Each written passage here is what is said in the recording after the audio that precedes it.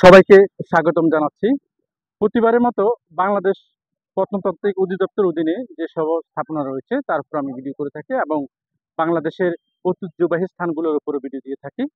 আজকে আমি মহস্থানগড়ে আসছি। বগুড়ার মহস্থানগড় নিয়ে ভিডিও হবে, আশা করি আপনারা দেখবেন। আমার এই ভিডিওগুলো যদি ভালো লেগে থাকে অবশ্যই শেয়ার করবেন।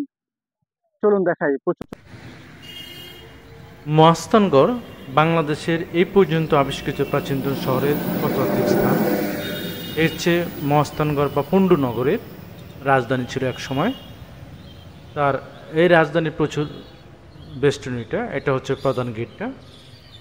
আমরা প্রধান গেটের সামনে যাব। মহাস্থান গ্রামটি একটি প্রাচীন শহরের ধ্বংসবিশেষ রয়েছে, যা পণ্ডুনগরের ভূখণ্ড বা পণ্ডুনগরের পণ্ডুবর্ধনপুর নামেও পরিচিত। এ হচ্ছে রাজধানীর সীমানা প্রাচীর। প্রায় 13 কিলোমিটার জুড়ে এই সীমানা প্রাচীর।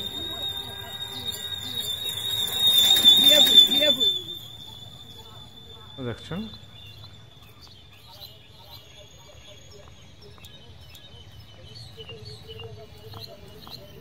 পোড়া মাটি ও সুরকি দিয়ে এই বেষ্টনী তৈরি করা।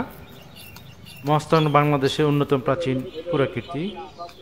প্রসিদ্ধ এই নগরী ঐতিহাসিক পণ্ডুনগর বা পণ্ডুবর্ধন নামে পরিচিত ছিল। একসময় মহাস্থানগড় বাংলার রাজধানী ছিল। যীশু খ্রিস্টের জন্মেরও আগে, অর্থাৎ প্রায় 2500 বছর পূর্বে এখানে সভ্য জনপদ গড়ে উঠেছিল। প্রত্নতাত্ত্বিকভাবেই তার প্রমাণ মিলে। এটা হচ্ছে বেষ্টনী সীমানা প্রাচীর। ভূগর্ভস্থ থেকে প্রায় 5 মিটার উপরে পর্যন্ত এই সীমানা প্রাচীর। প্রাচীন বেষ্টির ভিতরে, নগরের ভিতরে রয়েছে কয়েক শতাব্দী পর্যন্ত মৌর্য, গুপ্ত ও গৌড়, পাল রাজারা সেন শাসনবর্গের প্রাদেশিক রাজধানী। পরবর্তী হিন্দু সমস্ত রাজাদের রাজধানী ছিল। 3য় খ্রিস্টপূর্ব থেকে 50 খ্রিস্টপূর্ব পর্যন্ত অসংখ্য বৌদ্ধ রাজা, ধর্মযাজকরা রাজত্ব করেন। মহাস্থানগড় অবস্থিত বগুড়া জেলার শিবগঞ্জ উপজেলায়। এই প্রত্নতাত্ত্বিক নিদর্শনটি খুবই প্রাকৃতিক। এই হচ্ছে সীমানার ভিতরের অংশ। প্রাচীর এই সীমানার এক পাশে হচ্ছে মহাস্থানগড় বাজার, অন্য পাশে হচ্ছে মহাস্থানগড়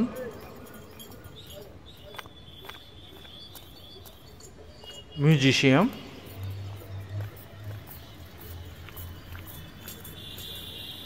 করতোয়া নদীর পশ্চিম তীরে এই শহরের ধ্বংসবিশেষ দেখা যায়।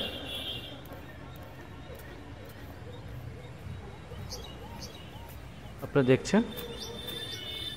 আমি এখন প্রাচীর উপর দিয়ে হাঁটছি।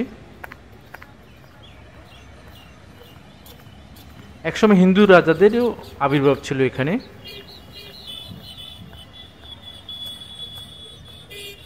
সেন বংশের রাজা লক্ষণ সেন 1082 থেকে 1025 সাল গৌড় রাজা ছিলেন। তখন এই গৌড় অরক্ষিত ছিল। মহাস্থানের রাজা ছিলেন নল, যার বিরোধ লেগে যে থাকতো তার ভাই নীলের সাথে। একসময় ভারতের দক্ষিণার্থের শ্রীক্ষেত্র নামক স্থান থেকে এক অভিশপ্ত ব্রাহ্মণ এখানে আসেন। তিনি রাজা পরশুরাম। এই রাজা পরশুরামের নামেই পরিচিত ছিলেন। পরশুরামও অবশ্যই একসময় এই রাজ্য দখল করে নেয়। আর পরশুরাম থেকেই ইসলাম ধর্ম প্রতিষ্ঠা করতে আসেন ফকির দরবেশ হজরত শাহ সুলতান মোহাম্মদ বলখি ও তার শিষ্যগণ। ধর্মপ্রচার শাহ সুলতান বলখি সম্পর্কে রয়েছে আশ্চর্য কিংবদন্তি অনেক ঘটনা। তার উপর অনেকগুলো ভিডিও রয়েছে, আশা আপনারা দেখতে পারবেন। শাহ মোহাম্মদ বলখির মাজারের উপরের ভিডিও রয়েছে, আশা করি ভিডিওগুলো দেখবেন।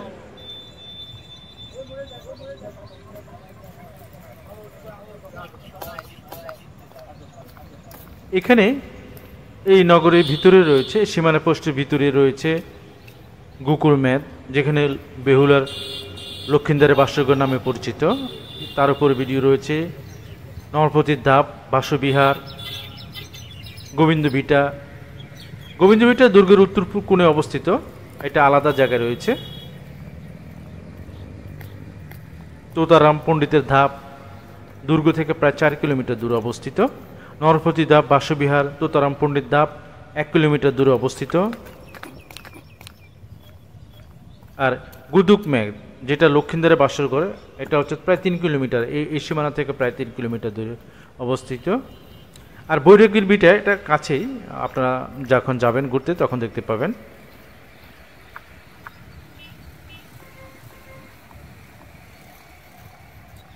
তবে মহাস্থানগড় যে জাদুঘর রয়েছে তার সামনেই রয়েছে গোবিন্দ বিটা। আপনারা যারা ঘুরতে যাবেন, ঘুরতে যাওয়ার সময় যারা একদিন ঘুরতে যাবেন, সেখানে অনেক ধরনের আবাসিক হোটেল রয়েছে। স্বচ্ছ নামে যে আবাসিক হোটেলটা রয়েছে সেখানে হচ্ছে সবচেয়ে ভালো মানের আবাসিক হোটেল, আপনারা ওখানে থাকতে পারবেন।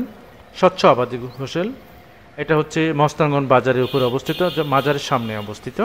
আপনারা সেখানে ভালোভাবে থাকতে পারবেন। এখানে মোটামুটি ভালো মানে যে কোনো হোটেল আছে, সবচেয়ে ভালো মানের হোটেল এটা, আবাসিক হোটেল। সীমানা প্রাচীরের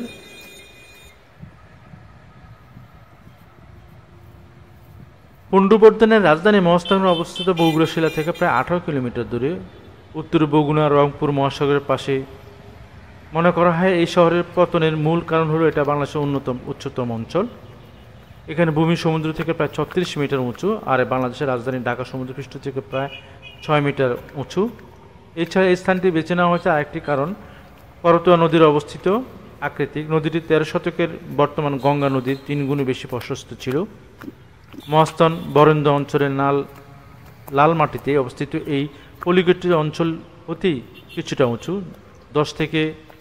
15 থেকে 20 মিটার উপরের অঞ্চলগুলো বন্যাত্ম ভূগোল আকৃতিক অঞ্চল বলে ধারণা করা যায়। এই অঞ্চলটা অনেকটা উঁচু অঞ্চল।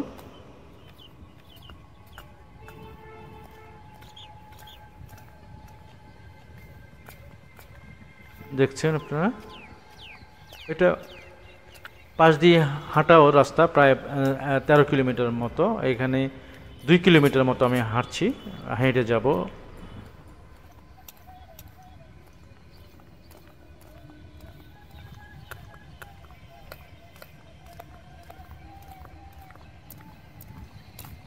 বগুড়ার বিখ্যাত জিনিসগুলোর মধ্যে আছে, বগুড়া যারা আপনারা ঘুরতে আসবেন, দই অনেক ভালো, দই বিখ্যাত গুলোর মধ্যে।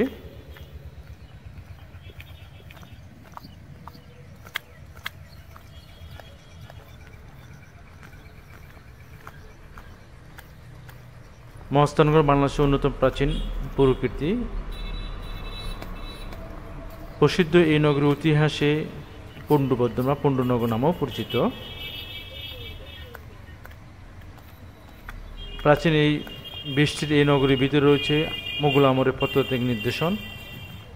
মূলত গুপ্ত, গৌড় ও পাল বংশ রাজারা ও সেন বংশের রাজারাও এখানে রাজত্ব করেছিলেন, হিন্দু রাজারাও এখানে রাজত্ব করেছিলেন। এই সীমানা প্রাচীর অনেকটা ভেঙে গেছে, এটা ভাঙা অংশটুকু অনেক জায়গায় ভেঙে পড়ছে জায়গাটাকে মহাস্থানগড়ের।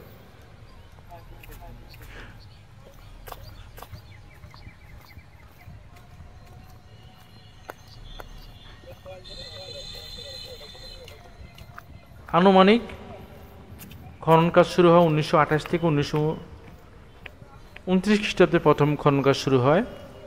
তখন জাহাজঘাটার আশপাশে মনিরঘান বৈরাগী বিটা পরিদর্শন করা হয়। আমরা এখন যাচ্ছি জাহাজঘাটার দিকে, যে অঞ্চলটা জাহাজঘাটা নামে পরিচিত।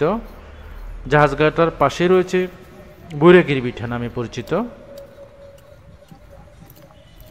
জাহাজঘাটার পাশে জাদুঘর অবস্থিত, মহাস্থানগড় যে জাদুঘর, পুণ্ড্রনগর জাদুঘর, ওই জাদুঘরটা ওখানে অবস্থিত। আমরা যাচ্ছি জাহাজঘাটার দিকে। পরশুরাম ভিটের উপরও আমার পরশুরাম ভিটের উপর আমার একটা ভিডিও রয়েছে, শাহ সুলতান মাজারের ভিডিও রয়েছে, আপনারা আশা করি দেখতে পারেন।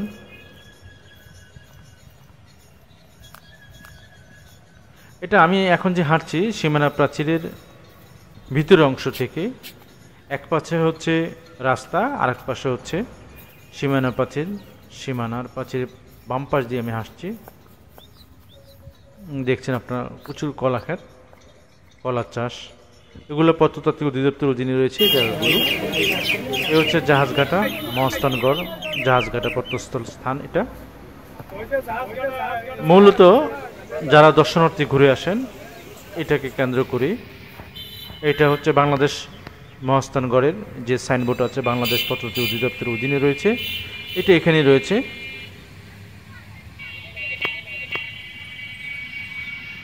মহাস্থানগড়ের বা বাংলাদেশ প্রত্নতাত্ত্বিক অধিদপ্তরের যেসব নির্দেশনা থাকে সেখানে সাইনবোর্ডটা ছিল। আমি যাচ্ছি এখন বেষ্টনীর উপর দিয়ে, যেটা পরে তৈরি করা হয়েছে, আর এটার ভিতরেই বৈরাগীর বিটা অবস্থান করছে। বৈরাগীর বিটা নামে একটা স্থান রয়েছে বাংলাদেশ প্রত্নতাত্ত্বিক অধিদপ্তরের অধীনে। আপনারা যদি আমার ভিডিওগুলো ভালো লেগে থাকে অবশ্যই জানাবেন।